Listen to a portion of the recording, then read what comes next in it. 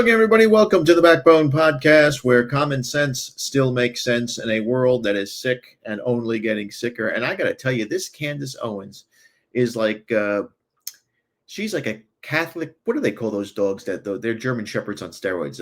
Malinois or something like that. They're like those canine dogs the cops use to, you know, attack people. But Candace is outrageous right now. She's out of control. This girl won't stop. She is on, I'm telling you, she's pulling the dead man switch. She is not backing down. She's going all out. She is on, as they call in the in military strategic terms, she's on death ground. There's nowhere to go. Her back is against the wall, and she's swinging. I think she wants to be the first Black female pope. That's how Catholic she's more Catholic than the Pope.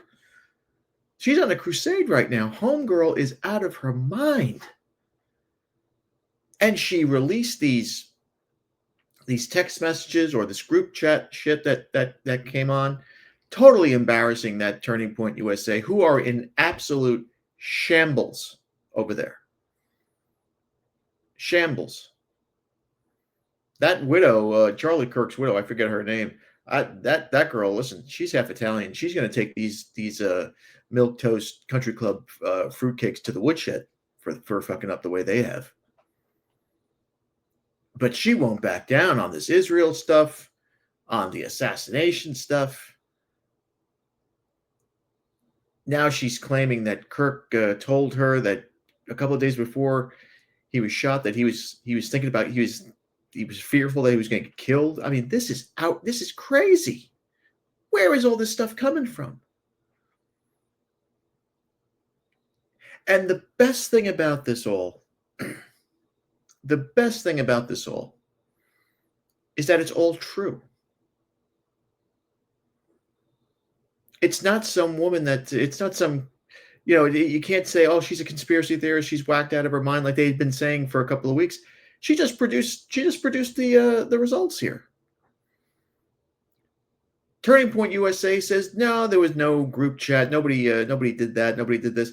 Well, this bitch, she puts it on social media for everybody to see. We're going to show you.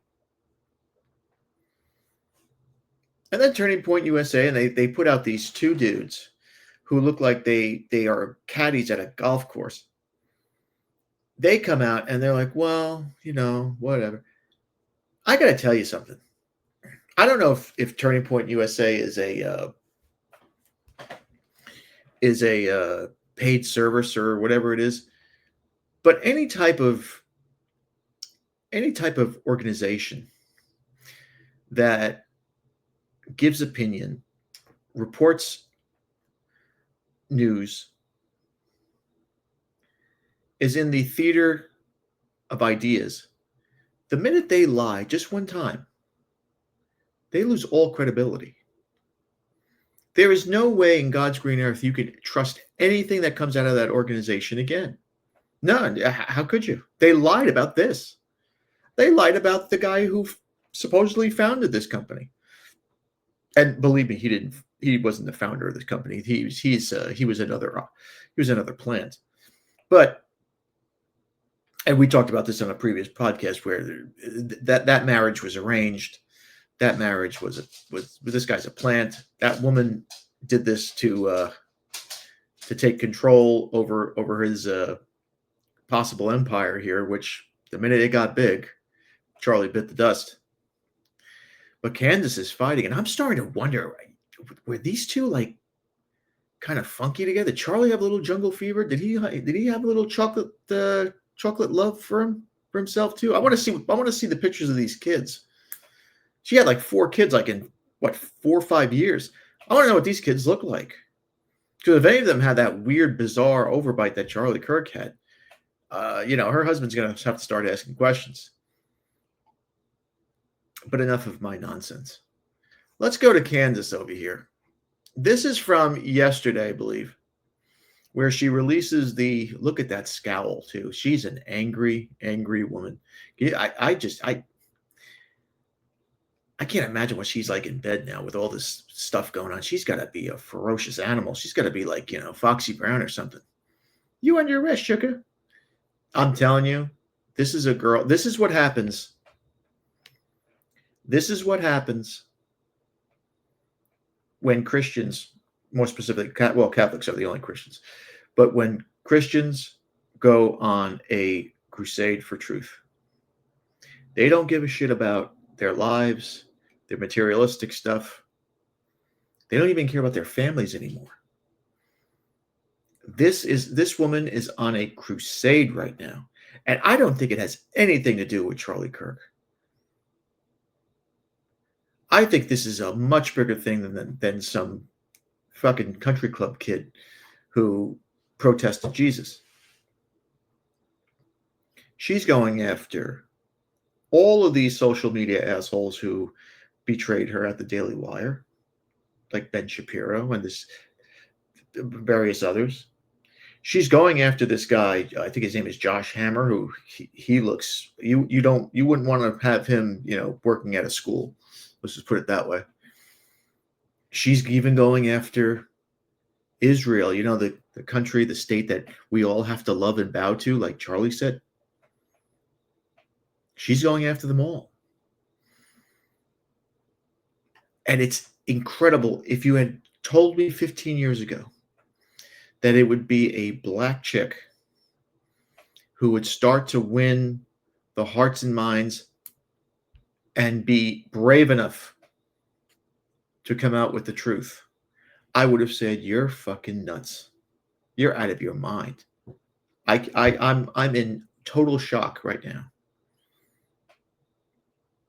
Total shock. This is the state we're in now, where we have to rely on a woman to be brave enough to come out and say these things, because no white guy would have done this. No white guy would have done this. You think Charlie Kirk would have ever have come out and said any of these things? He, on the Candace, on the Megyn Kelly thing, he was kind of apologetic. I love Israel. They always throw that shit out. This girl doesn't say any of that shit. She gives you the facts. She backs it up, and there's no, I love Israel, I love the Jews. No, there's none of that. She's on the attack, and I think it's hot. Here she is. Look at that face. And others knew that Charlie was done with Israel bullying him, and I am now going to present you proof of what I am saying. This is an actual group chat, which happened 2 days before Charlie Kirk was assassinated. There were 9 people in total on this chat, including Charlie and Rob McCoy. I'm going to protect the names of the other 7 for now. To be clear, I might actually release a name every day this week, but I want to show you this because suffice it to say, Rob McCoy was on this text thread, and I think it helps contextualize him as a person, in my view, that he would attack me for telling the truth about the pressure that he was facing. Take a look. So Charlie writes in this group chat, just lost another huge Jewish donor, $2 million a year because we won't cancel Tucker. I'm thinking of inviting Candace. Somebody writes, oh. Charlie writes, Jewish donors play into all of the stereotypes. I cannot and will not be bullied like this, leaving me no choice but to leave the pro-Israel cause. And somebody writes, a donor writes, please do not invite Candace. That might feel good short term, but it's not good long term. In my opinion, like all groups, you're going to get a wide variety of opinions. That nasty free will thing that God bestowed on us makes life frustrating at times after the dust settles a bit, maybe. So these supposed Christians talk about the nasty free will thing, the thing that God granted us. It's nasty. That's what these protesters of Jesus' church think. That's how they think.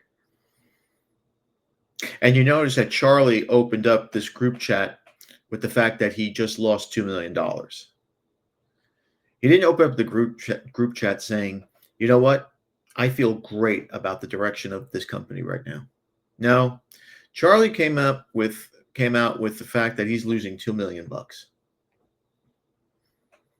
That goes to show you that his faith wasn't in God to get them through this.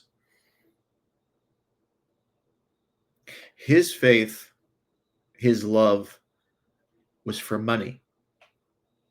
It's all he worried about. And it's all these other people worried about, because they don't want you to believe that they're only in it for themselves and for their benefactors on that desert near the Mediterranean.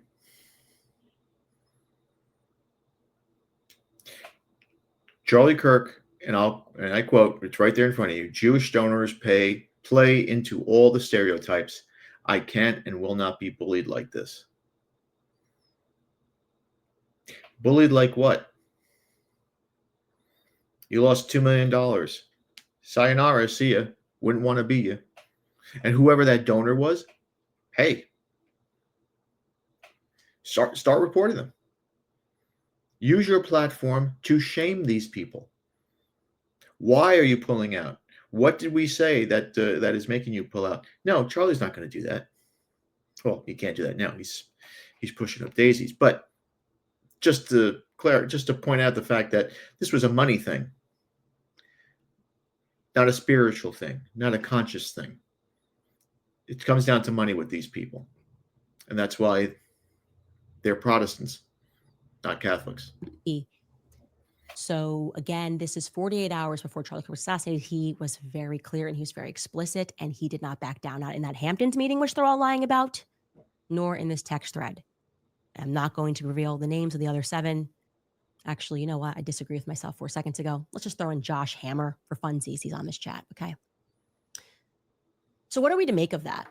Okay, now that I'm showing you this and showing to you that the conversations were real, I want you to reflect, and it took me a lot of patience to allow the lies that were being woven and the misrepresentations of people that were pretending that I was just, high on lying about Charlie and the pressure he was under, the attacks that not just me, Tucker Carlson, Megyn Kelly faced for trying to stand up and tell the truth about what Charlie was actually going through. Why are you hearing it, though, from me and Tucker Carlson and Megyn Kelly? Isn't that weird? You got people that are hosting a show. Have they, in like one honorable thing, come out and said, like, you know what? F a couple of these donors who made his life a living hell in the last couple of weeks. Why haven't they done that? There's also a rabbi in that chat. Like, why hasn't anybody made that move to at least say, to vindicate what I have been saying about what he was going through? That registers to me as very suspicious. I'm going to frankly say that it's suspicious to me. It makes me think that in the same way that Charlie was being pressured by money, that you might be now run by that same money, that those same donors might be running you to correct the ship and to focus yourselves on eulogizing Charlie. Honey, you don't have to think this. That's exactly what was happening. Charlie Kirk was nothing more than a prostitute for these people. That's all he was. And you know what? I can't say that there aren't many, many more like them, like Charlie Kirk. Glenn Beck, he's a prostitute for Israel. Bill O'Reilly, he's a prostitute for Israel. Most of the people at Fox are prostitutes for Israel. I would even go on to say, she mentioned Tucker Carlson and Megyn Kelly, and I like Megyn. If I hear her one more time praise and say how much she loves Jews in Israel, I'm going to puke. These people hate you, and they don't hide it.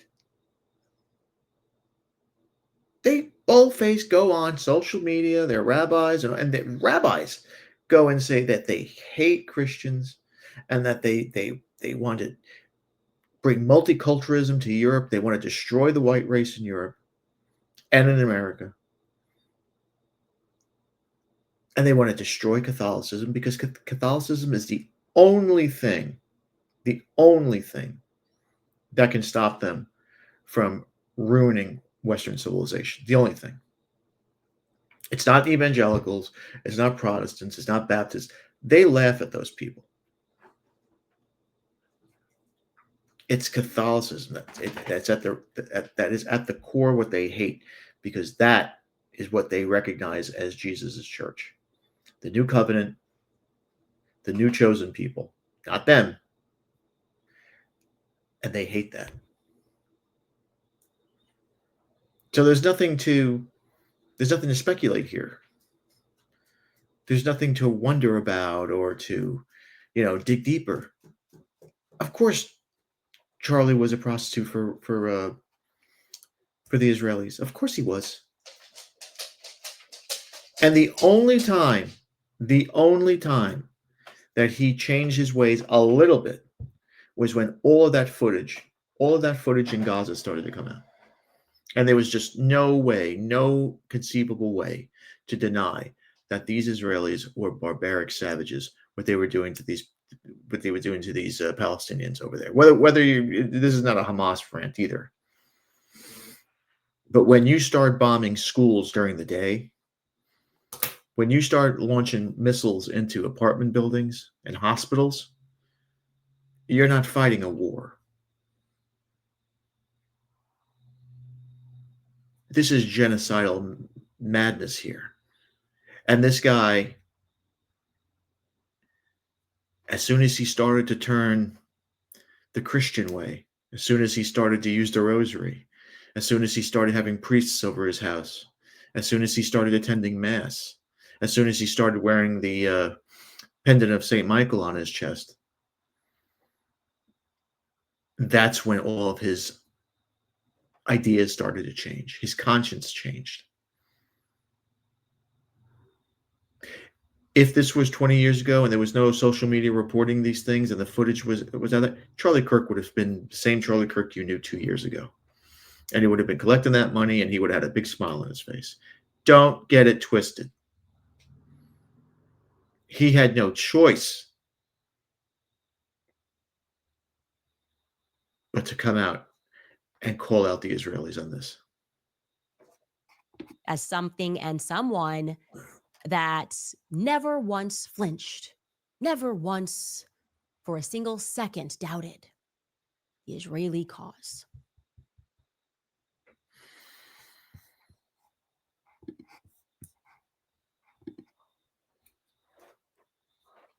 So Candace makes a very good point. I think she's still on the holier than thou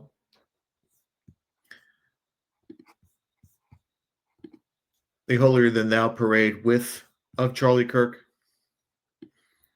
She's making him out to be more of a martyr than anything else, and that he was brave and strong. Yeah, you know what? I doubt that.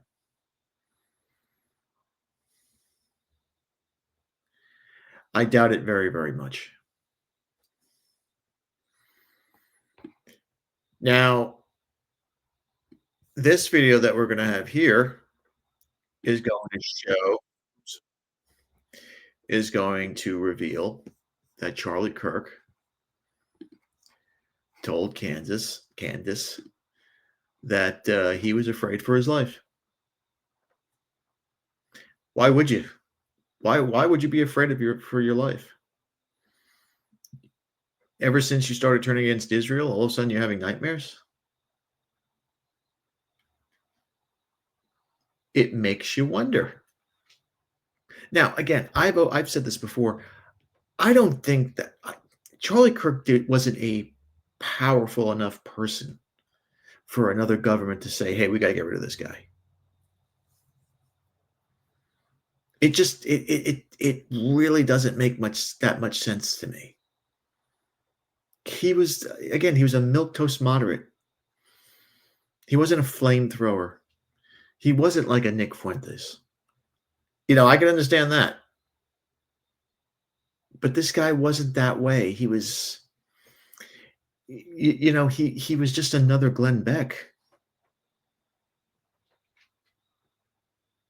He was just another Bill O'Reilly. He would have just been just another guy on TV, just talking about conservative bullshit and how you got to love Jesus and you got to pray and you got to do this and you got to do that. And,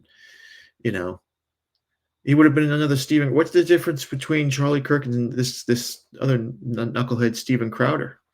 Nothing. There's nothing. There's no difference between them whatsoever. They both went to colleges. They started shit. Both got yelled at, had shit thrown at them. Why is Steven Crowder still alive? Not that I'm wishing anything bad happens to him, but there's no difference. They still have that, asshole frat boy attitude. But something must have clicked with Kirk. I'm starting to think that he took money from people and he lied. Maybe it's a speculation, of course. And maybe he promised people that he'd go one way and he took money and he went the other way. And when you do that, when you make promises and to powerful people, to powerful organizations, you're playing with fire. JFK did that. He did that with the CIA and the mafia, and they both wanted to get rid of him. And this whole thing that the Jews killed JFK, that's bullshit. The mafia used the CIA, and the CIA used the mafia to get rid of a common enemy, and they did it brilliantly. Is Charlie Kirk on that level? Nah. But he pissed off the wrong people.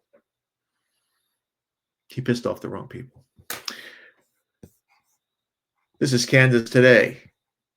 One more thing rather explosively. 3 people told me off record. 2 people who have this in a written communication from Charlie.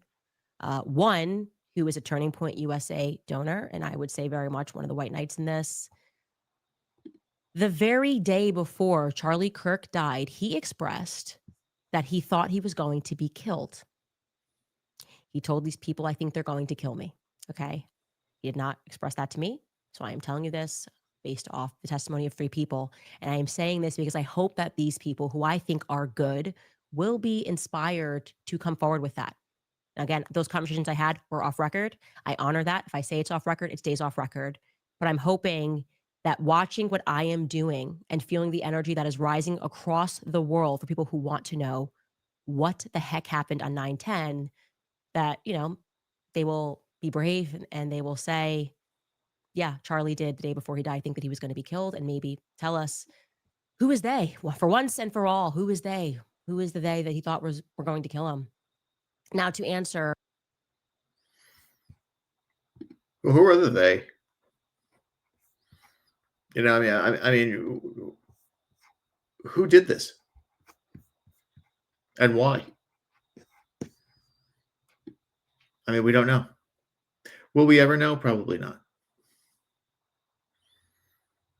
Probably not. But it's a shame that we live in a country where these questions will never get answered. It's a shame that we live in such a fucked up world where these insignificant people that were laughed at just 50, 60 years ago. The Jews were never taken seriously, ever. I know people are going to bring up all the Rothschilds and this. That was one family that they basically were bankers for the elite in Europe. And did they make a ton of shit money? Absolutely. But could the royalties of Europe, could the kingdoms of Europe, those kings, could they just slaughter them anytime they could? Of course they could, but they made them money. That's the white man's weakness. The white man's weakness was always borders and greed. Now the white man's weakness, well, the white Christian heterosexual male's kryptonite is the word racism. Hopefully that changes. Now, Candace also came out with something that I thought was incredible. I haven't heard this. I can't confirm, but I will show Candace's take on this. That George Zinn, the old man that was initially tackled at this event, claims that he told nurses at the hospital that he was paid to admit he was the shooter. That's fucking wild if that's true. I mean, that's incredible if that's true.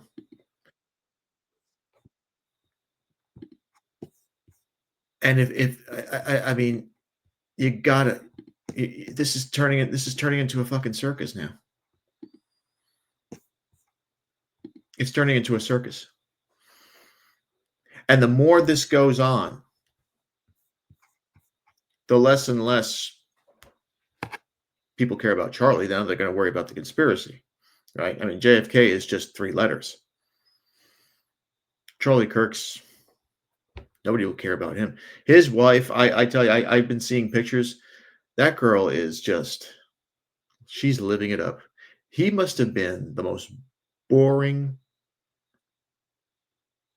dry toast guy on the planet. She paid her dues. She gave him those 2 kids. She married him, gave him those 2 kids, stayed in the background. Then she played the grieving widow perfectly. And now she's reaping the benefits. Here's Candace on George Zinn. On the day of Charlie Kirk's assassination, immediately George Zinn gets up and says, I did it. And he kind of gets dragged. Well, apparently George Zinn had to receive medical treatment following that, little fracas. And he told multiple nurses and doctors that he did it because he was being paid to do it. He said he had not been paid yet, but he was going to receive payment. He didn't know from who. That's interesting. Decoy Boy told medical staff apparently he was just singing, just telling everybody who would listen that he did it because payment was going to be promised to him if he did do it. What does that tell us? We should definitely dig into George Zinn. We should definitely try to confirm this relatively strong tip that he has connections to the feds, because it would be very interesting if the feds were going to pay George Zinn. I'm not saying they are, but yeah, why wouldn't he know? I mean, make that make sense. Why wouldn't George Zinn know where the payment was coming from?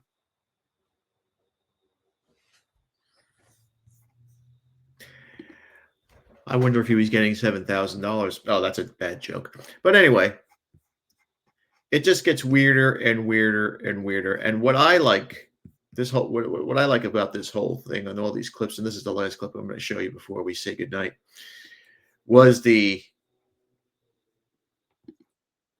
oops, I keep leaving the volume up. Is the Turning Point USA assholes here who are now backtracking. These guys a week ago said that there was no correspondence between Kirk and Owens or anybody else. There were no text messages. There was nothing.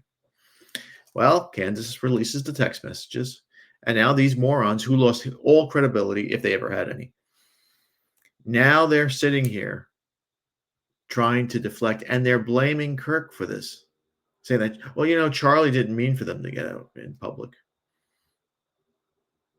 He would have never have done this.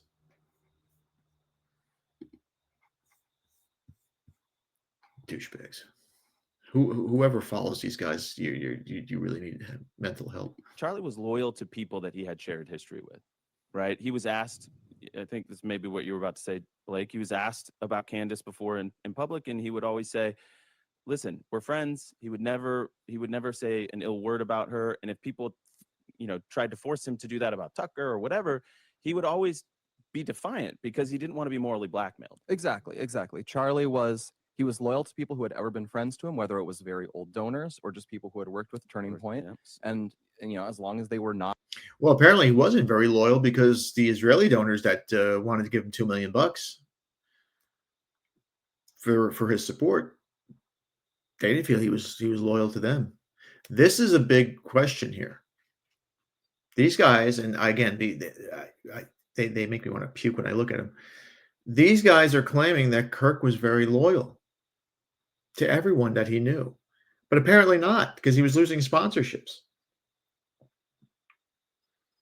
There's a fine line between loyalty and slavery. You can be loyal to somebody and, try to help them out and be there for them. But you could also be a slave to these people, to certain people, and do as they say every single time. I'm starting to think that Charlie was more on the slave side, especially when money became involved.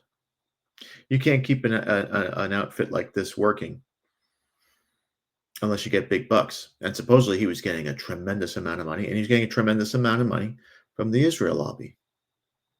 And when you piss them off, they turn on you. When you go against them in any way, any minute way, they turn on you. They don't fuck around. They want your absolute unmitigated loyalty. And Charlie didn't give it. Well, Charlie turned on him. And when they found out he was Catholic, and I'm telling you, they knew he was turning to the dark side. That's when the donations stopped coming. Attacking him, he would not air any dirty laundry or, frankly, any disagreements he had with people. He did disagree with Candace on the Israel issue. He disagreed with Tucker on the Israel issue, but he also recognized Tucker had positions they agreed on. Tucker was a useful voice in the conservative movement on many things, and so he invited him to events, and they were popular events. And so he would react. Sometimes people would just say, yeah, don't invite him, or we're going to, cut off some large donation. And that would make him angry. He would say this, yeah, as you say, this is moral blackmail. And he's this Scottish guy. He's combative. His reaction to that is, the classic, like, screw me, no, screw you, that sort of thing. He had this, and it's one of my favorite parts about Charlie is just how defiant and independent he was. Yeah, he was never going he could not be controlled by other people. You could not buy him. He was not bought and paid for. You could not control him. Are you sure, gentlemen, he was not bought and paid for? That first text message that he sent in that group chat mentioned the fact that he lost $2 million. That's bought and paid for, pal. That's a guy that's upset. And what is with the, I think it's a little macabre to have this guy's photo all over the place, the name of the show still being his name, and have this empty chair there. I mean, we're going a little too far. People die. Presidents die, kings die, queens die. It's time to move on. I mean, they're milking the image of this guy and the memory of this guy, and it's getting to a level of it's becoming it's like you want to vomit. I mean, enough. I'm surprised they don't have a picture of him with Jesus. With money. It just wasn't the way he was wired. He didn't actually care about money that much. And so what's going on here? What is going on here? You guys can look up what the text say. What is going on is Charlie, as I mentioned, he loved Israel. He cared about Israel. He cared about the Holy Land. And he was aware there was a surge of anti-Israel sentiment on the right. Charlie thought seriously about this issue and was trying to chart a path forward for people who were sympathetic to Israel. He was playing the good cop here. He was saying, you guys don't realize how bad it could potentially get. Mm-hmm. You have to change your PR. That's why he writes a letter to Bibi. You are losing the PR war. You need to change how you do your PR. You need to change your messaging to the American right. You might need to change what you expect from us, that you're not going to be able to count on just, for example, unlimited military aid from America. That's just not going to be tenable going forward. So maybe it has to be a more passive relationship. Maybe you need to give more support towards America. Some more support towards America in, for example, opposing Islamic migration into America. That's one thing he thought we could ally on. And he was trying to do all of this because he cared about the relationship and wanted to chart a way forward on it. And he would feel angry and upset when people would react to this by blowing up and suggesting he was an anti-Semite or a hater. He would get angry about that because he knew it was untrue. And then he would sometimes vent about this. Yeah. He would vent about this to people who understood that, who are pro-Israel people who shared his view on that issue. Well, exactly. And just why I, didn't share this publicly, it was because this was a private message between Charlie and some people, some Jews and non-Jews, where he was, frustrated. He was frustrated. And that would have felt like a betrayal to my friend because he never said anything like that publicly in like a show, right? He said things with. So there's a personal attack on Candace. It was private. It's never supposed to be public. And I would never release these things on my show. You look at guys like this. I mean, they're like used car salesmen. Who the fuck listens to these guys? With Megan that were very, like, we just played them. I went on Alex Clark's show and I felt like I did a faithful job of expressing what I believed his genuine feelings were. Well, there you have it. The double talk, the backpedaling, the excuses. Instead of being men, and these aren't men, these are little bitch boys, and saying, hey, you know what? We fucked up. There was this correspondence between Charlie and these 9 people or 8 people, whatever it was. And to protect his legacy, or to protect his family, we didn't want these text messages going out. But now they're embarrassed. And let me tell you, this Turning Point USA thing, I've never, ever watched it because I just don't find this stuff interesting. They don't tell you anything. This is not something that will probably last very long, because the donations will stop. I guess they rely on donations and advertising maybe, but who's going to believe anything these guys say? I mean, this was a 3-minute clip and I couldn't get through it. Don't ever lose your conscience. Don't sell your soul for $7,000 or for $2 million. Remember, there is a higher place that we're going to. Have faith in God. That's all you need. And listen, this looks like Candace has got that more than probably me. She is on the rampage right now, and she's going to investigate this George Zinn thing. And if it comes out that the feds or some outside source was funding this guy as a decoy,